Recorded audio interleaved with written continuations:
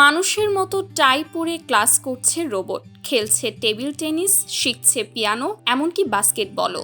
শুনতে অবাক লাগলেও চীনে আনুষ্ঠানিকভাবে চালু হয়েছে মানব সদৃশ রোবটদের জন্য বিশ্বের প্রথম বিশেষায়িত স্কুল। পূর্ব চীনের জেজিয়াং প্রদেশের হাংঝৌ শহরে প্রতিষ্ঠিত হাংঝৌ রোবট স্কুল দেশটির প্রথম হিউম্যানয়েড রোবট স্কুল হিসেবে যাত্রা শুরু করেছে।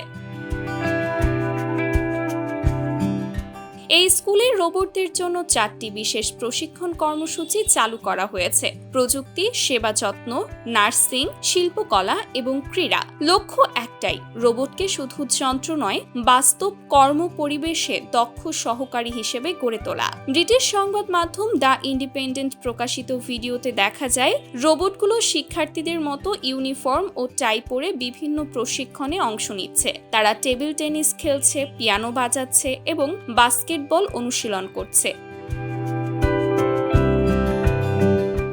এসব কার্যক্রমের মাধ্যমে রোবটের শারীরিক সমন্বয়, পরিবেশ বোঝার ক্ষমতা এবং দ্রুত সিদ্ধান্ত নেওয়ার দক্ষতা উন্নত করা হচ্ছে।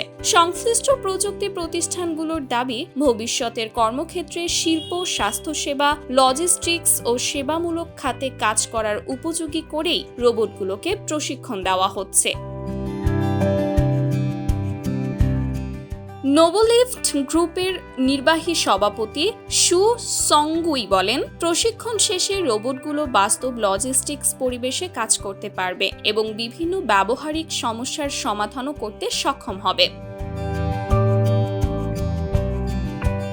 বিশেষজ্ঞদের মতে, কৃত্রিম বুদ্ধিমত্তা ও রোবোটিক্সের দ্রুত বিকাশের এই সময়ে হাংঝৌ রোবট স্কুল ভবিষ্যতের স্বয়ংক্রিয় কর্মপরিবেশ গড়ে তোলার পথে একটি বড় পদক্ষেপ। প্রযুক্তি বিশ্লেষকদের ভাষায় এটি শুধু একটি স্কুল নয়, বরং ভবিষ্যতের কর্মজগতের জন্য রোবটদের প্রথম পূর্ণাঙ্গ প্রশিক্ষণ ক্যাম্পাস।